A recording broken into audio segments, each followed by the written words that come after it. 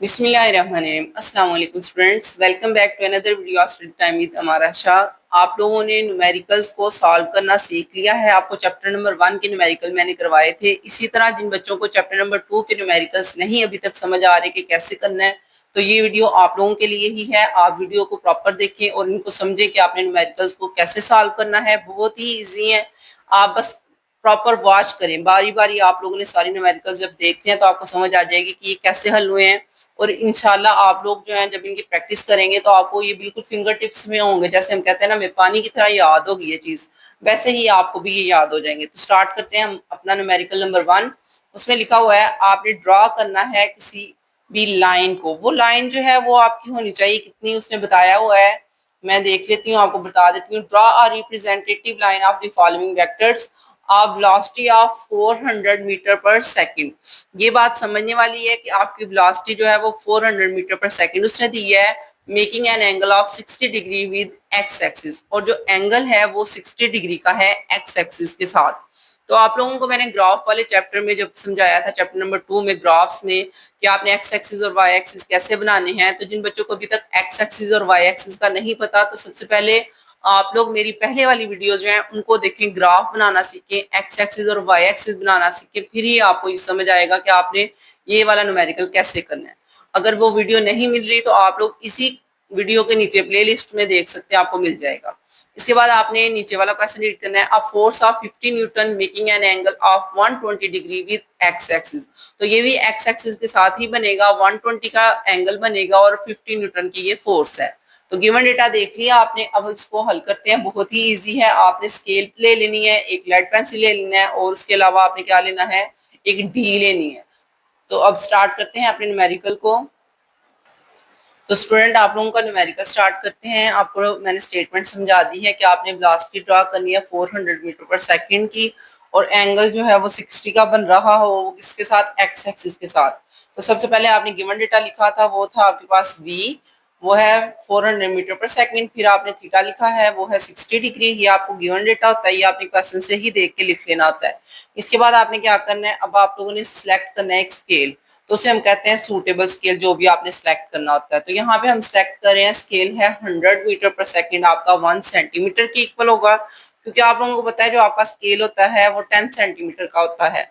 तो आपने 400 जो है उसके लिहाज से फिर आपको देखना पड़ेगा, आप 100 को लेट कर लोगे 1 सेंटीमीटर के, और 400 जो है वो 4 सेंटीमीटर के इक्वल हो जाएगा। इजिली आप लोग इसे सिलेक्ट कर सकते हैं। इसके बाद आपने क्या करना है, अब आपने एक हॉरिजेंटल लाइन और एक वर्टिकल लाइन ड्रॉ करनी है। तो ये मैंने आप लोगों के सामने हॉरिजेंटल और वर्टिकल लाइन ड्रॉ कर ली है। हॉरिजेंटल लाइन को आप कहते हैं एक्स एक्सिस और वर्टिकल लाइन को आप कहते हैं वाई एक्सिस। ठीक है, ये हॉरिजेंटल लाइन है और ये आप लोगों की वर्टिकल लाइन है, और आप लोगों ने इसको अपनी मर्जी से ड्रॉ करना है, जितनी भी आप ड्रॉ करना चाहते हैं। ये कोई सूटेबल स्केल नहीं होता, ये आपका फिक्स नहीं है कि आपने 7 सेंटीमीटर या 4 सेंटीमीटर की कितनी लगानी है, ये आपने अपनी मर्जी से लगानी होती है। और मैंने भी अपनी मर्जी से एक सीधी लाइन लगा दी है और एक हॉरिजॉन्टल लाइन लगा दी है, और इनको मैंने एक्स एक्सिस और वाई एक्सिस लिख दिया है। इसके बाद आप लोगों ने एक डी लेनी है। डी को आपने यहाँ पे सेंटर में रखना है, जो आपका ओरिजिन है यहाँ पे। ठीक है, आपको पता होता है एक्स एक्सिस और वाई एक्सिस जहाँ पे आके मिलते हैं उस पॉइंट को आप कहते हैं वो ओरिजिन है। तो ये इसका ओरिजिन था, इस ओरिजिन पे मैंने डी को रखा है, और डी रख के मैंने देखा है 60 डिग्री का एंगल कहाँ पे बनता है। तो वो यहाँ पे बन रहा था, यहाँ पे मैंने डॉट लगा दिया। ठीक है, इसका डी का काम सिर्फ इतना ही है, मेरे पास फिलहाल डी नहीं थी, तो इस वजह से मैंने डी आपको नहीं दिखाई। अदरवाइज पहले जब मैंने ये बनाया था तब मैंने डी की हेल्प से ही बनाया था, लेकिन वो किसी स्टूडेंट की थी, शायद वो साथ ले गया है। तो अब आप ये देख लें कि आपने डी की हेल्प से ये बना दिया है, और डी की हेल्प से आपने जो 60 डिग्री का एंगल बनाया है वो यहाँ पे आपका नुक्ता लगेगा। ठीक है, ये आपका काम डी का सिर्फ इतना ही था। इसके बाद आपने क्या करना है, आपने देखा है आपने सूटेबल स्केल रखा था 4 सेंटीमीटर का। ठीक है, तो आपने ये जो नुक्ता लगाया था ना, इस नुक्ते की आउट डायरेक्शन में ही आपने ना लाइन लगानी है। ये देखें, बिल्कुल इसी की डायरेक्शन में लगाएंगे, आपने जरा सा भी इसके आगे पीछे नहीं होना। ये डॉट था आपका, तो आपने 4 सेंटीमीटर की लाइन लगानी है, बिल्कुल इस पॉइंट से, जीरो वाले पॉइंट से शुरू करना है। ठीक है, ये आपका जीरो था, यहाँ से मैंने लाइन लगाना शुरू की है, और मैं कहाँ तक लगानी है, 4 सेंटीमीटर। तो ये था मेरा 4 सेंटीमीटर। यहाँ पे आपको नजर आ रहा है ना 4 लिखा हुआ है, तो बिल्कुल यहाँ तक मैंने ये लाइन ड्रॉ कर ली है। इससे ज्यादा आपने ड्रा नहीं करनी। नुक्ता लगाने का आपको मकसद समझ आ गया। जो आपने 60 डिग्री का एंगल लगाया है उसका फायदा था कि आपने उसके ही ऊपर बिल्कुल लाइन ड्रा करनी है उस नुक्ते के साथ ही। ये ना हो कि आपका जो डॉट है वो यहाँ पे हो और जो आपने लाइन ड्रा की है वो आप यहाँ कर रहे हैं। जहां पे आपका 60 डिग्री का डॉट आपने लगाया है बिल्कुल उसी के ऊपर आपने ये लाइन ड्रा करनी है, ठीक है। तो ये आपका पहला वाला जो न्यूमेरिकल का ए वाला पार्ट था वो हो गया है। उसका आपने बस एक्स एक्सिस का यहाँ से लेके यहाँ तक एक एरो लगा के लिख देना है कि ये 60 डिग्री का एंगल बना है, ठीक है। ये जो एरो है ये एक्स एक्सिस से शुरू होगा क्योंकि उसने बोला था एक्स एक्सिस के साथ आपने एंगल बनाना है। तो यहाँ से शुरू होगा और यहाँ पे आके आपका जो एंगल है वो बन गया। इसके बाद आपने क्या करना है, आपने बी वाला पार्ट करना है। उसमें भी सेम उसी तरह ही आपके पास सूटेबल स्केल दिया जाएगा, आपने उसको खुद से सिलेक्ट करना है, सूटेबल करना है और फिर आपने उसको एंगल को ड्रॉ करना है। तो ये आपका बी वाला क्वेश्चन है। यहाँ पे मैंने आपको बता दिया था कि आपने सबसे पहले लेट कर लेना है। एफ जो है वो गिवन डेटा 50 का था तो उसको आपने सूटेबल स्केल में ड्रा करना होता है और सूटेबल स्केल जो हमारा यहाँ पे आएगा वो होगा 10 newton is equal to 1 centimetre और 50 newton is equal to 5 centimetre, ठीक है। ये आपका सूटेबल स्केल होगा। और उसी तरह डिग्री आपको पता है 120 डिग्री का आपका थीटा है तो उसी को आपने डी की हेल्प से ड्रा करना है। तो सेम उसी तरह जैसे आपने पहले किया था, एक एक्स एक्सिस ड्रॉ करें और एक वाई एक्सिस ड्रॉ करें। तो यहाँ पे आप लोगों को नजर आ रहा है, यहाँ पे मैंने एक एक्स एक्सिस ड्रॉ कर लिया है जिसे आप लिख लेंगे हॉरिजॉन्टल लाइन है और ये वाई एक्सिस है जिसे आप कहते हो वर्टिकल लाइन। ये आपने अपनी स्केल की मदद से अपने हिसाब से जितनी लंबी हॉरिजॉन्टल लाइन लगानी है लगा सकते हैं, जितनी लंबी वर्टिकल लाइन लगानी है आप लगा सकते हैं, ठीक है। इसके बाद आपने डी को यहाँ पे सेंटर पे रखना है ओरिजिन पे और आपने 120 डिग्री देखना है कहाँ पे आ रहा है। तो 120 मेरा यहाँ पे आ रहा था, ठीक है, यहाँ पे। तो मैंने क्या किया है, उसके बाद मैंने स्केल लिया और मैंने स्केल को 5 सेंटीमीटर की ही लाइन लगानी है स्केल की हेल्प से। तो मैंने यहाँ पे देख लिया भाई 5 सेंटीमीटर की लाइन लगानी थी ना आपने, ये है यहाँ पे 5 सेंटीमीटर। तो ये देख लें यहाँ से शुरू किया आपने लाइन लगानी और आपकी लाइन जो है वो यहाँ तक आएगी 5 सेंटीमीटर की लाइन। बिल्कुल उतनी ही लगानी है जितनी बनती है, ना उससे ज्यादा लगानी है ना ही कम। तो फिर ये आपका पहला वाला न्यूमेरिकल जो है वो हो जाएगा। अब हम अपना सेकंड वाला न्यूमेरिकल देखते हैं। यहाँ पे आप लोगों का सेकंड वाला न्यूमेरिकल अब स्टार्ट करते हैं। पहले उसकी स्टेटमेंट देख लेते हैं। A car is moving with an average speed of 72 kilometre per our. ये उसने एवरेज स्पीड बताई है कार की और यहाँ पे एवरेज स्पीड को आपने वी एवरेज लिखना है, यानी कि वी लिख के उसके साथ छोटा सा ए वी लिखेंगे तो वो वी एवरेज हो जाएगा। वो है 72 किलोमीटर पर आवर। इसके बाद आपने देखना है आगे क्या लिखा हुआ है। How much time will it take to cover a distance of 360 kilometre, यानी कि उसको कितना टाइम लगेगा। टाइम मतलब आपने फाइंड करना है। उसने पूछा ना हाउ मच टाइम, इसका मतलब आपको टाइम फाइंड करना पड़ेगा। ये आपका टू फाइंड में आएगा। तो कितना इसको टाइम लगेगा जो वो डिस्टेंस 360 किलोमीटर का कवर कर लेगा। तो ये हमने बताना है। गिवन डेटा में आपके पास टू क्वांटिटीज हैं, एक है वी एवरेज और एक है डिस्टेंस। ये दोनों चीजें आपके क्वेश्चन में गिवन है। जो चीज आपने फाइंड करनी है वो है टाइम। तो बहुत ही छोटा सा शॉर्ट क्वेश्चन है, इसको भी कर लेते हैं। तो यहाँ पे हमने क्वेश्चन नंबर 2.2 यानी कि आपका न्यूमेरिकल स्टार्ट कर दिया है। इस न्यूमेरिकल में सबसे पहले आपने गिवन डेटा राइट करना होता है और गिवन डेटा यहाँ पे मैंने लिख दिया है। गिवन डेटा में एवरेज स्पीड था और डिस्टेंस था। तो एवरेज स्पीड आपने लिखनी है 72 किलोमीटर पर आवर है और डिस्टेंस आपका कितना है 360 किलोमीटर। फिर आपने टू फाइंड लिखना है। टू फाइंड का मतलब जो चीज आपने फाइंड करनी है। तो टू फाइंड में आपने टाइम फाइंड करना था। तो मैंने आपको बताया था कि क्वेश्चन न्यूमेरिकल को लिखने का तरीका होता है कि आपने तीन चीजें फाइंड करनी होती है, तीन चीजें लिखनी होती है। सबसे पहले गिवन डेटा जो क्वेश्चन में उसने खुद दिया है, फिर आपने टू फाइंड लिखना होता है जो चीज क्वेश्चन में पूछी गई है आपने सॉल्व करनी है, और फिर सोल्यूशन लिखना होता है। सोल्यूशन का मतलब होता है कि जो चीज आपने हल करनी है। और सोल्यूशन में यहाँ पे आप लोगों ने लिखना है V average is equal to S over T. ये आपका फॉर्मूला होता है वी एवरेज फाइंड करने का, distance cover over time taken. ये फॉर्मूला आपने लिख के एक दो दफा प्रैक्टिस करनी है, तब तक आपको ये याद हो जाएगा, ठीक है। इसके बाद आपने क्या करना है, आपने टाइम फाइंड करना था। तो टाइम को आप इधर ले जाएंगे और वी एवरेज को आप इस साइड पे ले आएंगे, ठीक है।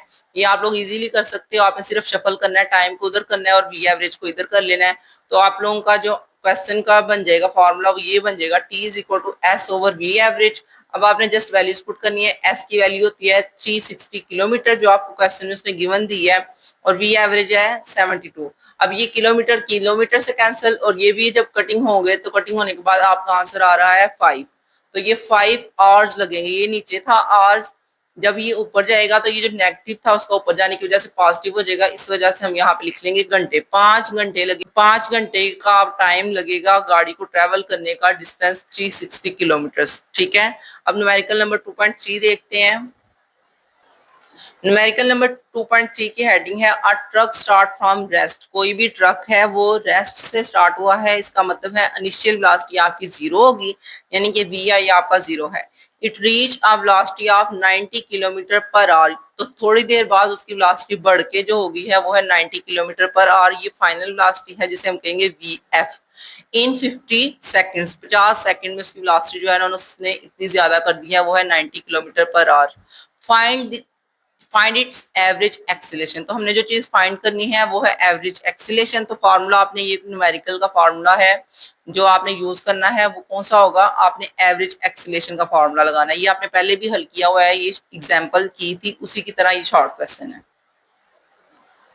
तो ये आपका न्यूमेरिकल नंबर 2.3 है। इसमें सबसे पहले आपने गिवन डेटा लिखना है। जो गिवन डेटा है वो है इनिशियल वेलोसिटी जीरो थी, वो मैंने आपको पहले ही बता दिया, 0 मीटर पर सेकंड आएगी। टाइम आप 50 सेकंड लिखेंगे, ये भी आपको मैंने न्यूमेरिकल में पढ़ के बता दिया था।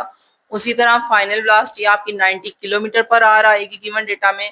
और ये क्योंकि बड़ा यूनिट है किलोमीटर पर आवर, आपने इसको कन्वर्ट करना है छोटे यूनिट में, क्योंकि इस तरफ आप देखें तो आपको टाइम सेकंड में दिया गया है। तो आपकी ये वाली जो वेलोसिटी है, फाइनल वेलोसिटी, ये आपकी कैसे आवर्स में हो सकती है, ये भी आपकी सेकंड में ही होनी चाहिए। दोनों एक जैसे यूनिट ही ले सकते हैं आप, अपोजिट यूनिट नहीं ले सकते या बड़े यूनिट नहीं ले सकते। ठीक है, तो ये सेकंड में थी तो इसको भी सेकंड में ही कन्वर्ट करते हैं आप लोग। तो वो कैसे करेंगे, आपने किलो की जगह पे 1000 लिख लेना होता है और आवर्स की जगह पे आपने 3600 लिख के तो आपने इसको डिवाइड कर लेना है। तो आपका जो आंसर आ जाएगा वो मीटर पर सेकंड में आ जाएगा, छोटे यूनिट में कन्वर्ट हो जाएगा। इस सारे को आपने कैलकुलेटर पे लिखना है, तो आपका जो आंसर आ जाएगा वो आपका आंसर होगा फाइनल वेलोसिटी का मीटर पर सेकंड में। तो जी स्टूडेंट्स, आप लोगों ने फाइनल वेलोसिटी कैलकुलेटर से कैलकुलेट कर लेनी है, वो आ रही है 25 मीटर पर सेकंड। इसके बाद आप लोगों ने टू फाइंड लिखना है। टू फाइंड में उसने पूछा था एवरेज एक्सीलरेशन, वो मैंने आपको क्वेश्चन पढ़ते ही बता दिया था। उसी तरह यहाँ पे भी हम गिवन डेटा के बाद टू फाइंड लिखेंगे, average acceleration is equal to आपने फाइंड करना है।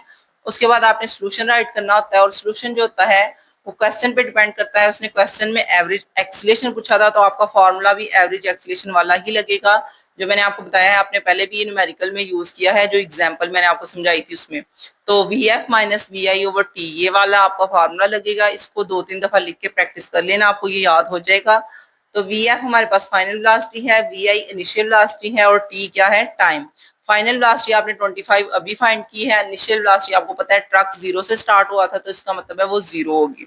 तो इनिशियल वेलोसिटी आपकी जीरो पुट कर देंगे, और टाइम आप लोग पुट करेंगे कितना है, 50 सेकंड्स।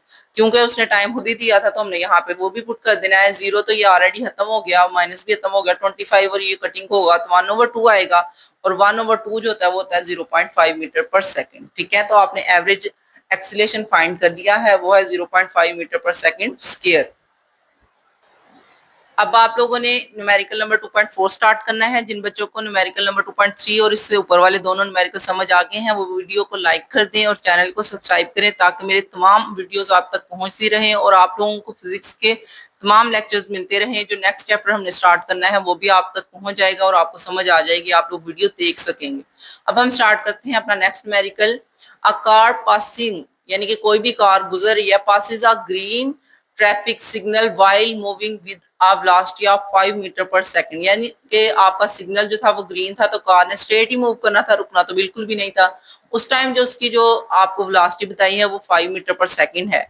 इट देन एक्सीलरेट, सारी बात है जब ग्रीन सिग्नल है उसने स्पीड अपनी और बढ़ानी है, उसकी स्पीड बढ़ के अब हो गई है 1.5। ये इनिशियल थी, और ये उसकी जो स्पीड होगी बढ़ के वो हो जाएगी, एक्सीलरेशन है यहाँ पे बता रहे हैं। एक्सीलरेशन इसका बताया 1.5 मीटर पर सेकंड स्क्वायर।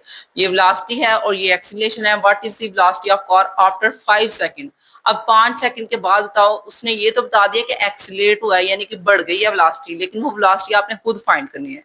ठीक है, तो अब हम फाइंड कर लेते हैं, आसान है, मुश्किल नहीं है। आपने जस्ट फार्मूला राइट करना है इक्वेशन ऑफ मोशन का, और उसमें वैल्यूज पुट करेंगे तो आप हल कर लेंगे।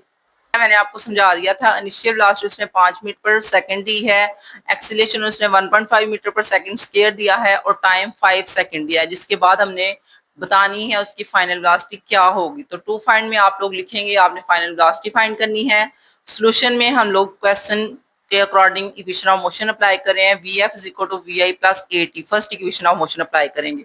वी एफ हमारे पास होता है फाइनल वेलोसिटी जो आपने फाइंड करना था।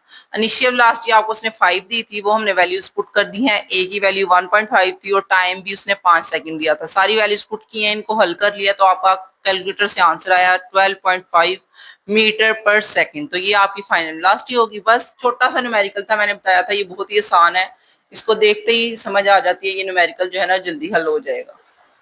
अब न्यूमेरिकल नंबर 2.5 करते हैं। ये भी इजी है, टफ नहीं है। बस इसमें आप लोगों ने इक्वेशन ऑफ मोशन जो अप्लाई करनी है वो होगी थर्ड वाली, ठीक है, या सेकंड वाली, ये देखते हैं कौन सी है।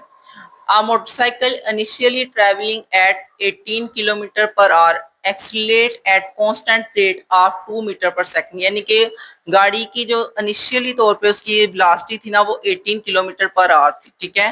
तो पहली बात ये कि ये किलोमीटर पर आवर में इसको छोटे यूनिट में कन्वर्ट करना पड़ेगा, मीटर पर सेकंड में करना पड़ेगा। उसके बाद उसने बताया कि उसकी जो एक्सीलरेट हुआ है, बढ़ गई है एक्सीलरेशन जो है उसका, वो है 2 मीटर पर सेकंड स्क्वायर।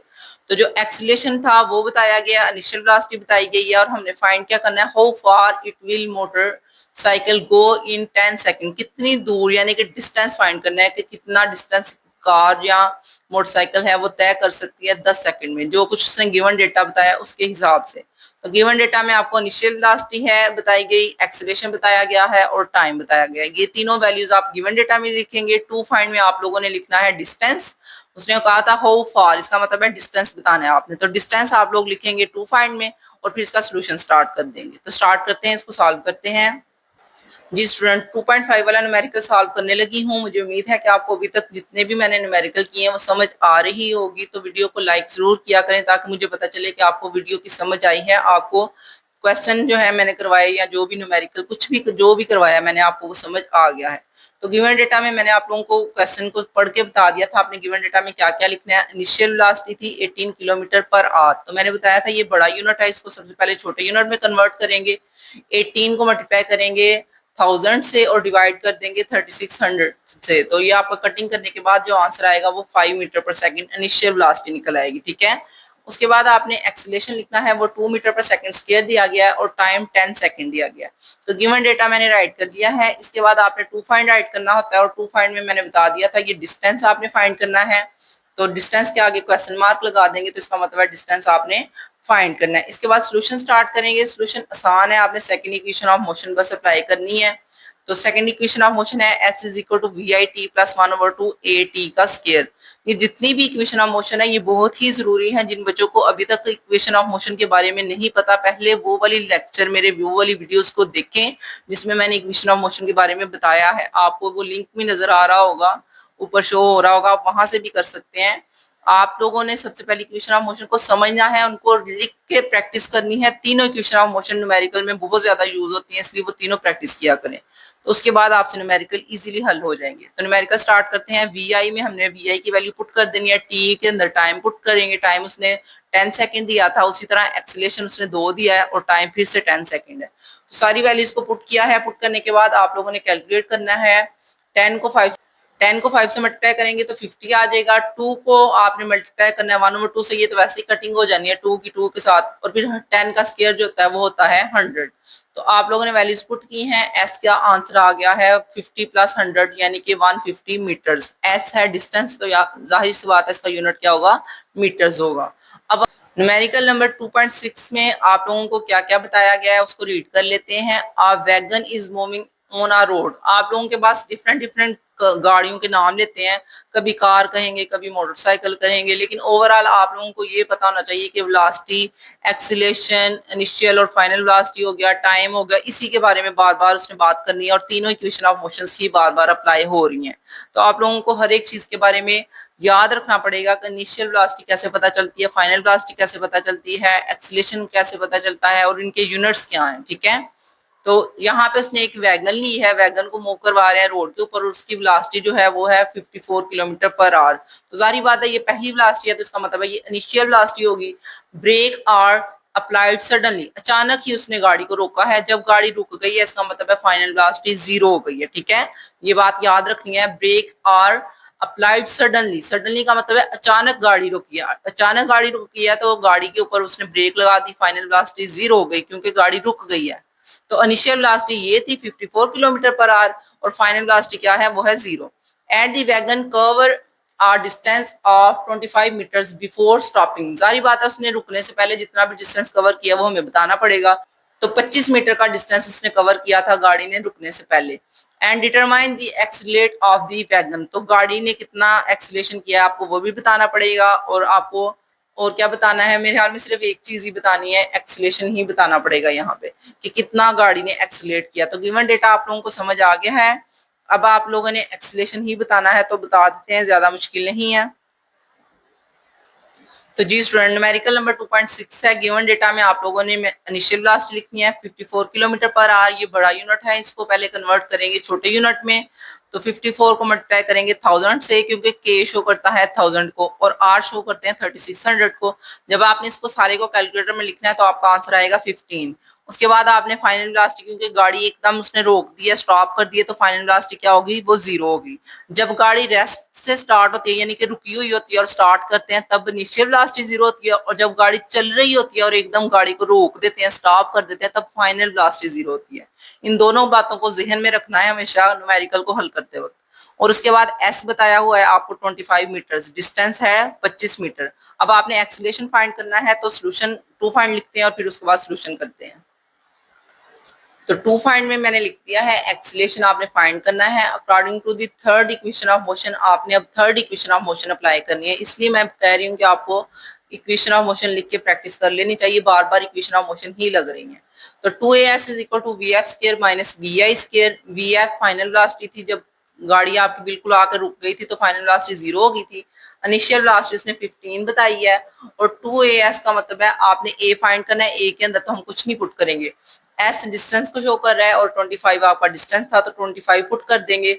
और एक्सीलरेशन आपने फाइंड करना था, तो एक्सीलरेशन को आप यहाँ पे ही रहने दोगे। 25 को 2 से मल्टीप्लाई करोगे तो वो आ जाएगा 50। दूसरी साइड पे आपने 15 का स्केयर करना है तो वो 225 आ जाएगा, ठीक है। अब ये जो माइनस है ये इसके साथ ही लगा रहेगा, और 225 के साथ आपने ये जो 50 मल्टीप्लाई हो रहा था इधर आके डिवाइड कर देंगे, तो एक्सीलरेशन आ जाएगा -4.5 मीटर पर सेकेंड, ठीक है। ये एक्सीलरेशन नेगेटिव है, इसका मतलब है ये डिसेलरेशन है, ठीक है। आपको ये भी मैंने बताया हुआ है कि एक्सीलरेशन नेगेटिव हो तो वो डिसेलरेशन होता है। तो न्यूमेरिकल नंबर 2.6 का जो एक्सीलरेशन था वो हमारे पास नेगेटिव एक्सीलरेशन आया है, जिसे हम रिटार्डेशन या डिसेलरेशन या नेगेटिव एक्सीलरेशन, इसके 2-3 नाम है, ठीक है। इसके बाद आप लोगों में है, a stone is drop from a height of 45 metres. एक पत्थर को 45 मीटर की ऊंचाई से फेंका गया है। How long will it take to reach the ground, उसको जमीन में आने में कितना टाइम लगेगा ये बताओ। And what will be the velocity, उसकी वेलोसिटी क्या होगी just before hit the ground, जब वो ग्राउंड को टकराने लगा था उस टाइम पे उसकी वेलोसिटी क्या होगी ये बताएं। गिवन डेटा की आप लोगों को समझ आ गई है, आपको डिस्टेंस बताया गया है बस, और आपको जी की वैल्यू खुद ही याद रखनी पड़ती है, वो 10 मीटर पर सेकंड स्क्वायर है, जिसे हम कहते हैं ग्रेविटेशनल एक्सीलरेशन है। तो अब आप लोगों ने जस्ट वैल्यूज पुट करनी है, न्यूमेरिकल को हल करना है। गिवन डेटा में हमने इनिशियल वेलोसिटी 0 रखनी है, क्योंकि जब आपने किसी पत्थर को फेंकने लगना है उस टाइम पे इनिशियली तौर पे उसकी जो स्पीड होगी वो 0 होगी, क्योंकि जब आप फेंकने लगे हैं उस टाइम इनिशियल वेलोसिटी उसकी 0 है। उसके बाद हाइट जो है उसने बताई थी 45 मीटर्स, और जी की वैल्यू आपने खुद ही याद रखनी होती है, ये आपको मैंने बड़ी दफा बता दिया है, अब दोबारा बताने की जरूरत नहीं है। अब आपने टू फाइंड लिखना है। टू फाइंड में क्या क्या चीजें हल करनी थी, हमने टाइम और फाइनल वेलोसिटी, जब वो स्टोन जो है वो जमीन के साथ टकराने लगा था उस टाइम पे उसकी फाइनल वेलोसिटी और उसको कितना टाइम लगेगा जमीन तक आने में वो बताना है हमने। तो थर्ड इक्वेशन ऑफ मोशन आप अप्लाई कर दें। थर्ड इक्वेशन ऑफ मोशन है हमारे पास 2gh is equal to V F square minus V I square. यहाँ पे मैंने ए की जगह पे एच यूज किया है और एस की जगह पे मैंने हाइट यूज की है, ठीक है। ये चीजें आपने याद रखनी है कि जब आप किसी भी चीज को ऊंचाई से फेंकते हैं उस टाइम पे उसका डिस्टेंस जो होता है वो हाइट के तौर पे लिया जाता है, इसलिए हम एस की जगह पे एच लगा रहे हैं। और जो जी था वो ग्रेविटेशनल एक्सीलरेशन को शो कर रहा है, क्योंकि यहाँ पे वैसे तो हम 2as लगाते हैं, लेकिन ये क्योंकि एक स्टोन को फेंका गया है जमीन की तरफ को, तो इसकी सारी वैल्यूज ही बदल जाएंगी। तो हमने फ्री फॉल बॉडी के लिए जो इक्वेशन ऑफ मोशन थी वो वाली लगाई है, 2gh is equal to V F square minus V I square. तो नेक्स्ट आप लोगों ने अब क्या करना है, आपने सारी वैल्यूज इसमें पुट कर देनी है, और वैल्यू पुट करके जो आपका फाइनल वेलोसिटी का आंसर है वो फाइंड कर लेना है। यहाँ पे वैल्यू 0 पुट होगी क्योंकि इनिशियल वेलोसिटी 0 थी। 45 उसका हाइट था, डिस्टेंस था, वो पुट कर दिया, और 10 जी की वैल्यू थी। सारा कुछ पुट करने के बाद आपका ये 900 आ गया है, और 900 का आपने फिर स्क्वायर रूट लेना है दोनों तरफ, क्योंकि वी एफ ऊपर स्क्वायर है तो उसको स्क्वायर को खत्म करने के लिए हम दोनों साइड पे स्क्वायर रूट लेंगे। तो स्क्वायर स्क्वायर रूट कैंसिल कर देगा ये वाला, और उसके बाद ये वी एफ निकल आएगा और 30 जो है वो आपका आ जाएगा स्क्वायर रूट 900 का आंसर। तो आप लिखेंगे फाइनल वेलोसिटी है 30 मीटर पर सेकेंड। इसके बाद आपने फाइंड करना था टाइम, कि कितना टाइम लगेगा उसको जमीन तक आने में। तो हम वैल्यूज पुट करते हैं, g is equal to V F minus V I over T. वैसे ये इक्वेशन आपको याद होगी, ये क्या थी, ये आपके पास g की जगह पे a होता है, ठीक है। तो a final velocity is equal to initial velocity plus at, ये आपका फार्मूला था, इक्वेशन ऑफ मोशन थी, उसी को उन्होंने थोड़ा सा चेंज कर दिया है। तो final velocity minus initial velocity कर दिया और जहां ओवर टाइम कर दिया, ठीक है। तो अब आपने टाइम फाइंड करना था, तो ये टाइम जो है ये दूसरी तरफ चला जाएगा और g को इस तरफ ले आएंगे। तो time is equal to 30 minus 0 over 10 आ गया, 10 जी की वैल्यू यहाँ पे पुट की गई है, ठीक है। उसके बाद आपने इनकी कटिंग करनी है, तो आपका आंसर आ जाएगा टाइम का 3 सेकंड्स। तो टाइम आ गया 3 सेकंड। 3 सेकंड में वो स्टोन बिल्कुल स्पीड से जमीन पे आके गिर जाएगा, स्ट्राइक कर जाएगा। 45 मीटर का अगर फासला हो तो फिर हम अपना नेक्स्ट न्यूमेरिकल देखते हैं 2.8 वाला। 2.8 वाला न्यूमेरिकल थोड़ा सा लंबा है और इसकी स्टेटमेंट भी लंबी है, यानी कि इसका आंसर भी उसी लिहाज से लेंथी है जिस लिहाज से इसका क्वेश्चन थोड़ा सा लेंथी है। तो इसको रीड कर लेते हैं। A car travel 10 kilometres with an average velocity of 20 metre per second, यानी कि एक कार ने 10 किलोमीटर का फासला तय किया था, उसकी उस टाइम पे वेलोसिटी 20 मीटर पर सेकंड थी, ठीक है। अब आप लोग इसको v1 कह दोगे और इसको आप लोगों ने पहला, क्योंकि उसने डिस्टेंस बताया तो इसको s1 कह दोगे, ठीक है। ये s1 है और v1 दो दो वैल्यूज उसने दी हुई है, इसलिए मैंने इनको 1 1 से शो किया, ठीक है। Then it travel in the same direction with the diversion at an average velocity of 4 metre per second. अब आप लोगों ने उसी डायरेक्शन में उसको दोबारा मूव करवाना है, उस टाइम पे उसकी वेलोसिटी 4 मीटर पर सेकंड रखनी है फॉर द नेक्स्ट 0.8 किलोमीटर्स। पहले उसका 10 किलोमीटर था, उसको मैंने कहा था S1, और उसी तरह 20 मीटर पर सेकंड था, उसको मैंने कहा था V1। ये S1 और V1 था, उसी तरह ये हमारे पास V2 और S2 है, ठीक है। ये आपको S1 V1 S2 V2 दिया गया है। आपने डिटरमाइन करना है average velocity of car for the total journey, यानी कि पूरा ओवरऑल कितना उसने सफर किया, उसमें उसकी एवरेज वेलोसिटी कितनी थी। तो एवरेज वेलोसिटी का फॉर्मूला यही होता है, total distance over total time. तो पहले आपको टोटल डिस्टेंस फाइंड करना पड़ेगा, फिर आपको टोटल टाइम फाइंड करना पड़ेगा। तो अब आप लोग पहले टोटल डिस्टेंस निकाल लें, फिर टोटल टाइम निकाल लें, फिर आप उनको डिवाइड करेंगे तो आप लोगों के पास वी एवरेज, जिसे हम कहते हैं एवरेज वेलोसिटी, निकल आएगी। तो जी स्टूडेंट, हमने अपना न्यूमेरिकल स्टार्ट कर दिया है। गिवन डेटा में मैंने आपको बताया था कि कोई भी जो गाड़ी है अगर वो 2 दफा मूव किया है, यानी कि 2 दफा उसने ट्रेवल किया है, तो पहला जो उसका डिस्टेंस था हम वो भी लिखेंगे, वो है 10 किलोमीटर। किलोमीटर को आप मीटर में यानी कि उसके छोटे यूनिट में कन्वर्ट कर दोगे तो वो आ जाएगा 10,000, ठीक है। उसी तरह S2 दूसरा जो उसने फासला तय किया था वो 0.8 किलोमीटर था। तो ये जो पॉइंट लगा हुआ है उसको पहले हम आगे मूव करवाएंगे, ताकि ये जो किलोमीटर के 3 जीरो है अब वो 2 जीरो लगेंगे, ठीक है। तो ये वैसे तो 3 जीरो ही लगते हैं, लेकिन ये जो पॉइंट था उसकी वजह से हमने पॉइंट को आगे मूव करवाया, इसलिए 800 यानी कि 800 आएगा। ये दोनों आपने S1 और S2 फाइंड कर लिए हैं। इसके बाद आपने V1 और V2 लिखने हैं। जो उसने दिया था V1, यानी कि पहले जब उसने फासला तय किया था तब उसकी वेलोसिटी 20 थी, बाद में जो उसने फासला तय किया था तब उसकी वेलोसिटी 4 मीटर पर सेकंड थी। तो ये आपने गिवन डेटा में चारों चीजें लिख ली हैं। अब टू फाइंड में हमने यहाँ पे लिख दिया V average is equal to, हमने फाइंड करना है। अब इसका सोल्यूशन स्टार्ट करते हैं। सबसे पहले हम लोगों ने V1 देखा, V1 का फार्मूला यानी कि वेलोसिटी का फार्मूला होता है distance cover over time taken, ठीक है। तो वेलोसिटी का फार्मूला लगाया है, उसमें हमने टाइम फाइंड करना था, तो टाइम को हम दूसरी साइड पे ले जाएंगे, वेलोसिटी को इस साइड पे ले आएंगे। तो यहाँ पे मैंने उसको मूव करवा दिया है। टाइम 1 हमने फाइंड करना था, तो S1 ओवर V1 हो गया। वैल्यूज पुट की हैं। S1 की वैल्यू 10,000 थी, V1 की वैल्यू 20 थी। इनको जब आपने कैंसिल आउट किया, कटिंग की है, तो आपका आंसर आएगा 500 सेकेंड्स। तो इसको पहला जो टाइम लगा है वो 500 सेकेंड लगे हैं डिस्टेंस कवर करने में 10,000 का मीटर्स, ठीक है। 10,000 मीटर्स उसने डिस्टेंस कवर किया तो उसको 500 सेकेंड लगे हैं। उसी तरह हमने टाइम 2 जब फाइंड करना है तो आपने S2 ओवर V2 रख लेना है। तो S2 जो है वो है हमारे पास 800 और V2 है आपके पास 4। जब आपने इनकी कटिंग करनी है तो आपका आंसर आएगा 200 सेकेंड, यानी कि उसको 800 मीटर का फासला तय करने में 200 सेकंड लगे हैं। तो ये दोनों जो टाइम हमने अभी निकाले हैं, इन दोनों टाइम्स को आप प्लस करेंगे तो आपका टोटल टाइम निकल आएगा। Total time is equal to T1 plus T2 और आपने 500 में 200 को प्लस करना है तो ये 700 ओवरऑल गाड़ी ने जितना भी सफर किया है उसका टाइम उसको 700 सेकेंड्स लगे हैं। ठीक है, अब आपने टोटल डिस्टेंस निकालना था जो मैं आपको पहले ही बता दिया, S1 और S2 जो आपने निकालना है उनको प्लस करेंगे तो टोटल डिस्टेंस निकल आएगा। तो जो टोटल डिस्टेंस है वो है हमारे पास 10,000 प्लस 800, तो उनको जब ऐड किया तो आपका आ जाएगा आंसर 10,800 मीटर्स। अब आपने एवरेज वेलोसिटी फाइंड करनी थी जो असल इसका क्वेश्चन था कि गाड़ी ने ओवरऑल कितनी एवरेज वेलोसिटी रखी है। तो एवरेज फाइंड करने का तरीका यही होता है total distance over total time. तो ये आपने फॉर्मूला अप्लाई कर देना है। टोटल डिस्टेंस लगा था 10,800 और जो टोटल टाइम था वो था 700। इनको जब आपने कैलकुलेटर में कटिंग करनी है तो आपका आंसर आ जाएगा 15.4 मीटर पर सेकंड और यही आपकी एवरेज वेलोसिटी है। थोड़ा सा लंबा है लेकिन ये एक आसान है। ठीक है, अब हम अपना अगला न्यूमेरिकल देखते हैं। जी स्टूडेंट, न्यूमेरिकल नंबर 2.9 को देख लेते हैं। ये भी थोड़ा सा लेंथी है, ज्यादा नहीं है, बस आपने इसको ध्यान से समझना है और इसके एक एक स्टेप को करना है। A ball is drop from a top of a tower. आपने किसी भी बॉल को टावर से फेंका है तो जारी बात है जब आप स्टार्टिंग से फेंक रहे हैं उस टाइम पे उसने इनिशियल वेलोसिटी नहीं बताई। The ball reach the ground in 5 second. Ball जब ग्राउंड तक पहुंची है उसको 5 सेकंड का टाइम लगा है। Find the height of the tower. आपने सबसे पहले उसकी हाइट फाइंड करनी है, टावर की कितनी है। उसके बाद उसने बोला है velocity of the ball with which it strike the ground, और किस वेलोसिटी के साथ उसने ग्राउंड को स्ट्राइक किया, यानी कि फाइनल वेलोसिटी भी बतानी है। इनिशियल तो हमें पहले ही पता है, जब वो किसी भी चीज को गिराते हैं तो इनिशियल वेलोसिटी 0 होती है। फाइनल वेलोसिटी आपने फाइंड करनी है, आपको टाइम गिवन है और उसके अलावा आपने हाइट, दो चीजें आपने फाइंड करनी है, फाइनल वेलोसिटी और हाइट।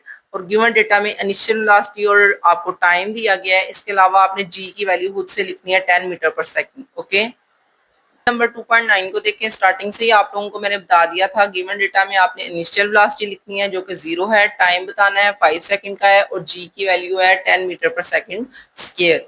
ये आपने गिवन डेटा लिख लिया है। टू फाइंड में आपने दो चीजें फाइंड करनी थी, हाइट और फाइनल वेलोसिटी। ठीक है, ये दोनों चीजों के आगे क्वेश्चन मार्क लगाएंगे, इसका मतलब है ये दोनों चीजें आपने फाइंड करनी है। फिर आपने सोल्यूशन स्टार्ट करना है। सोल्यूशन में आप लोगों को इक्वेशन ऑफ मोशंस आनी चाहिए, फिर ही आप इनको कर सकते हैं। पहली इक्वेशन ऑफ मोशन है हमारे पास final velocity is equal to initial velocity plus GT. क्योंकि हम जी की बात कर रहे हैं, ग्रेविटी की बात कर रहे हैं, इसलिए ए टी की जगह पे अब जी टी अप्लाई करेंगे, यानी कि फ्री फॉल बॉडी के लिए जो इक्वेशन अप्लाई होती हैं हम वो वाली लिखेंगे। अब आपने वैल्यूज पुट करनी है। इनिशियल वेलोसिटी 0 थी एंड फाइनल वेलोसिटी आप लोगों को पता चल जाएगी जब आप 10 और 5 को मल्टीप्लाई करोगे, जो कि आ रही है 50 metre per second. Okay, final velocity आपने फाइंड करनी है। अब आपने क्या करना है, अब आपने फाइंड करना है जो हाइट है, उसकी हाइट हमने कैसे फाइंड करनी है, हमने इक्वेशन ऑफ मोशन अप्लाई करनी है सेकंड वाली। तो सेकंड इक्वेशन ऑफ मोशन क्या है, height is equal to V I T plus 1/2 G T square. इसमें यहाँ पे पहले एस होता था लेकिन अब ये equation of motion free fall body के लिए, इसलिए यहाँ पे एच आएगा और यहाँ पे जी आएगा। वैल्यूज पुट करें। जी की वैल्यू क्या है हमारे पास 10 है, टी है उसने टाइम 5 सेकंड दिया हुआ है, यहाँ पे भी 5 सेकंड ही पुट करेंगे और इनिशियल वेलोसिटी 0। तो ये जब 0 से 5 को मल्टीप्लाई करेंगे तो ये तो 0 हो जाएगा। इधर वाली जो वैल्यूज है इनको आप कैलकुलेटर पे हल कर लीजिएगा तो आपका जो आंसर आएगा वो आएगा 125 मीटर्स। तो ये भी छोटा सा था, आसान सा था। इसके आगे जो क्वेश्चन नंबर 10 है वो थोड़ा सा लेंथी है लेकिन ज्यादा नहीं है। 2.10 वाला न्यूमेरिकल है आपका आखिरी न्यूमेरिकल है। अभी तक आप लोगों को काफी न्यूमेरिकल्स की समझ आ गई होगी। आप लोग वीडियो को लाइक कर दें और चैनल को सब्सक्राइब करें और ये वाला मेरा जो लेक्चर है इसको अपने फ्रेंड्स में भी शेयर करें, उनको भी बोलें कि वो भी देखें ताकि उनको भी अच्छी तरह समझ आ जाए। तो न्यूमेरिकल नंबर 10 को स्टार्ट करते हैं। A cricket ball is hit so that it travel straight up in the air, यानी कि किसी भी क्रिकेट बॉल को हिट किया गया और वो ऊपर की तरफ को जा रही है। An observer noticed that it took 3 seconds to reach the highest point, और किसी दूसरे बंदे ने, ऑब्जर्वर कहते हैं कोई और बंदा जो देख रहा है, उसने देख के नोट किया कि 3 सेकंड में वो पूरा ऊपर तक पहुंच गई, ये बात जहां तक वो जा सकती थी। वहां पे जाकर फिर वो थोड़ी देर के लिए रुकेगी और फिर वो दोबारा जमीन की तरफ आना शुरू हो जाएगी।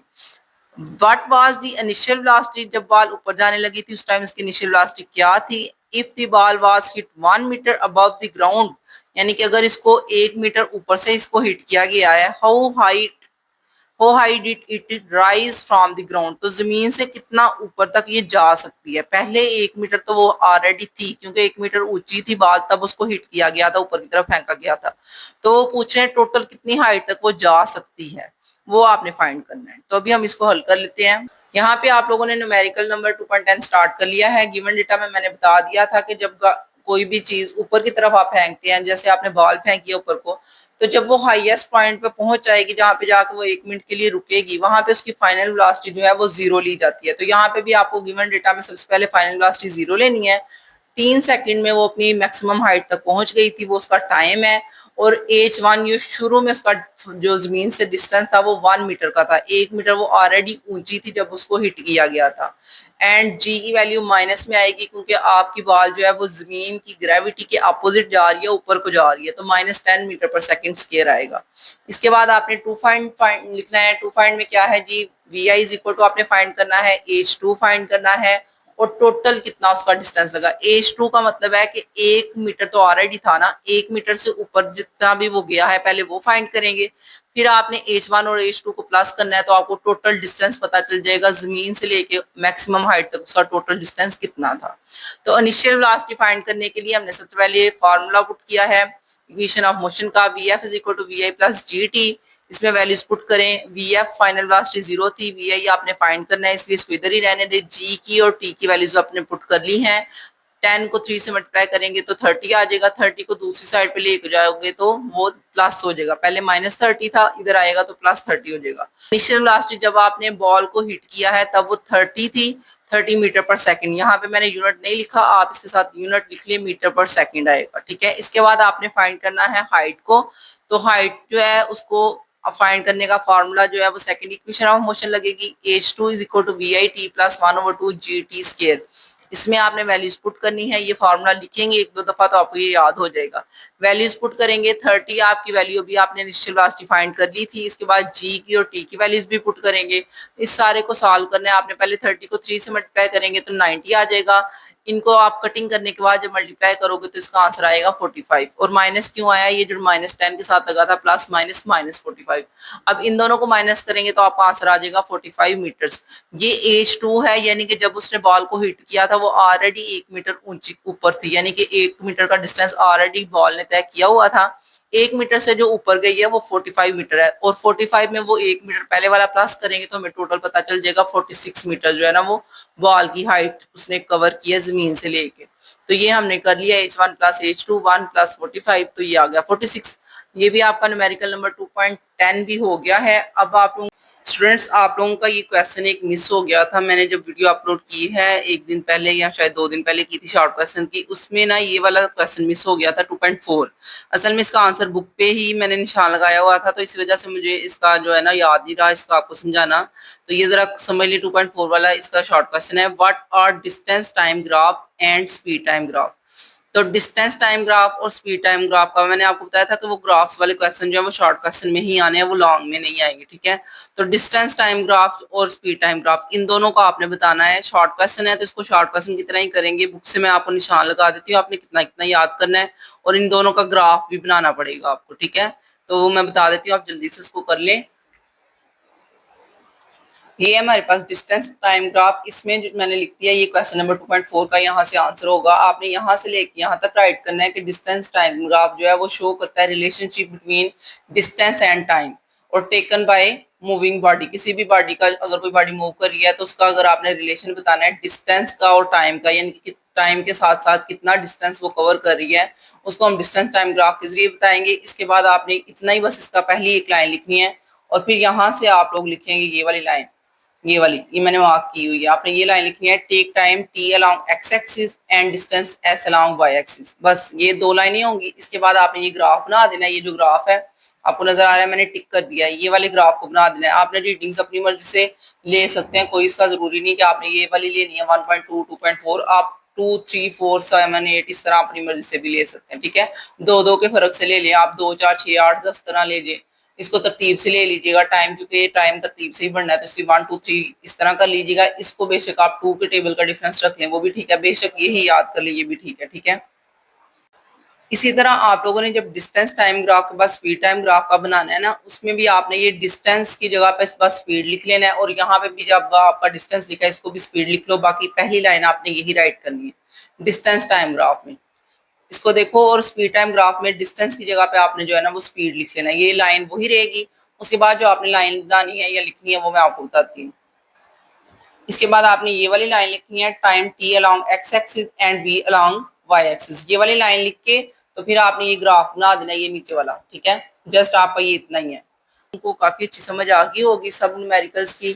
तो अब मैं आप लोगों को इंशाल्लाह नेक्स्ट वीडियो में चैप्टर नंबर 3 स्टार्ट करवाऊंगी। और चैप्टर नंबर 3 जो है आपका, वो भी बहुत ही इजी है, आपको बहुत अच्छी तरह समझ आएगी। तो जिन बच्चों को अभी न्यूमेरिकल्स की समझ आ गई है, वीडियो को लाइक करें और चैनल को सब्सक्राइब करें। मिलते हैं नेक्स्ट वीडियो में, नेक्स्ट चैप्टर देखेंगे और उसको सॉल्व करने की कोशिश करेंगे। अल्लाह हाफिज।